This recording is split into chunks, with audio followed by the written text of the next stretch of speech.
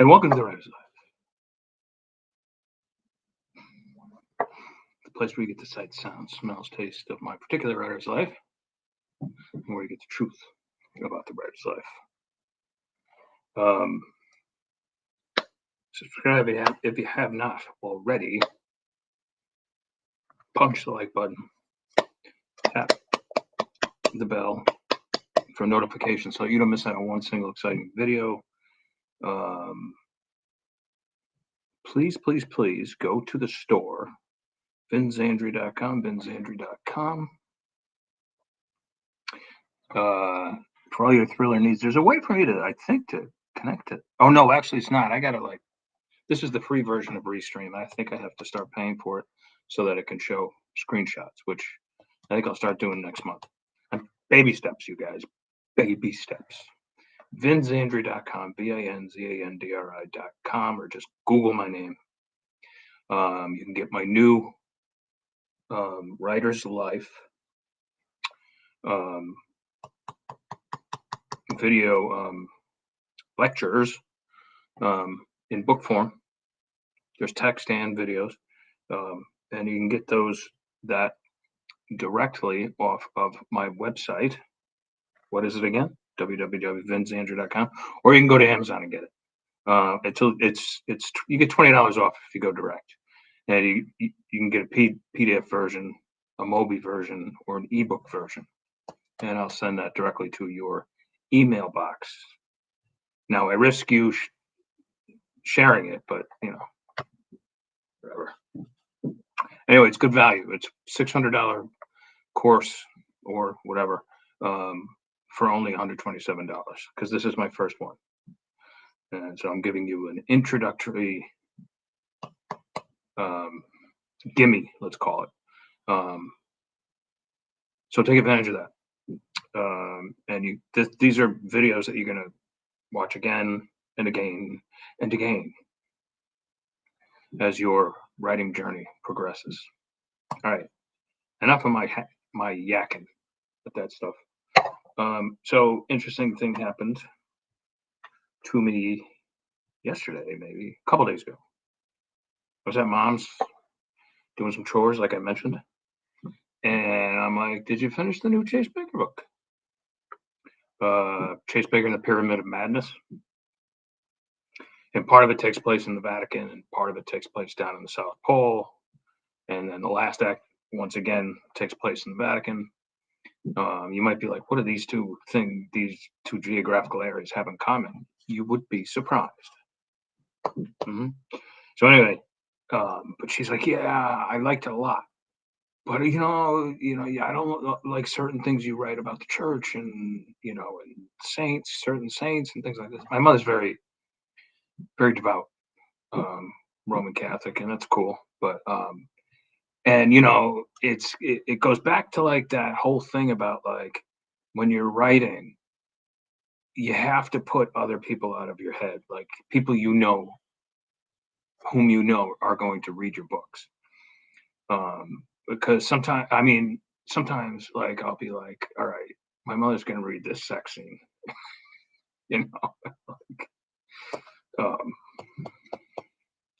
but like, should I like not be so graphic, or should I just not do it, or whatever? You can't be like that, it happens to everybody, and in fact she's told me when it comes to those, I like skip over them. Which I'm like, okay, that's probably a good idea because I can be pretty graphic when the situation calls for it.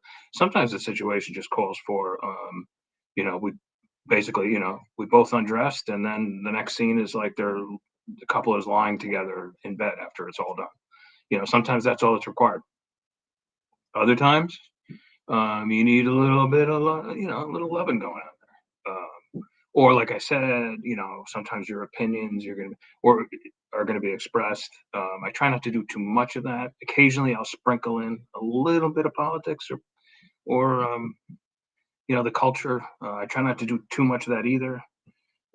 Like the great Jim Harrison said, try to avoid religion and politics in your writing if you can.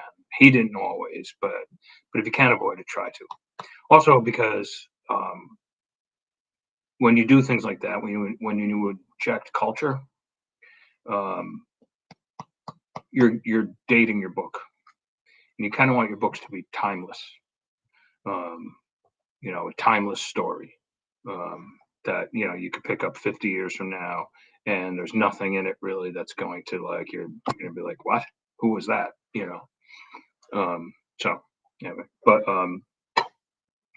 by the way, I'm self-conscious even more about the tooth I'm having replaced because I went to my normal dentist today, and knock on some wood, um, everything's going okay. So next week I go to the oral surgeon again to have him scan me. It'll take a total of about 3 minutes or less, and it's $400. I'm in the wrong business. No, I'm in the perfect business actually for me, um, but somebody's got to pay for that machine, right? Maybe I should offer him cash and say, hey, Pier Paolo, he's Italian. How about give me a little cash and you give me a little discount here, right? Give you a couple free books too. We'll have to see. Anyway, I digress. Here's the deal. Again, this is not a how-to channel, but today it's kind of a how-to thing. You cannot think of other people or how your writing is going to affect other people. You just have to write what's in your heart and in your head and what the muse is asking you to write. Remember, you as the writer are just a conduit. This stuff comes from somewhere inexplainable. It goes through your brain to your fingers and onto the page, and it is what it is.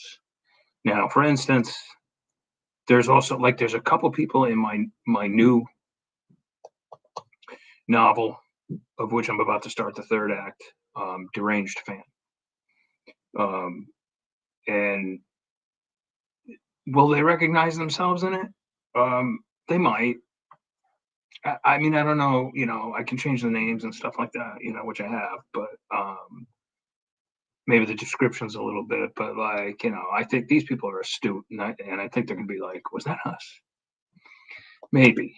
I wrote another novel, A Touch of Evil. It used to be called, what was it called when it was with Polis? I'll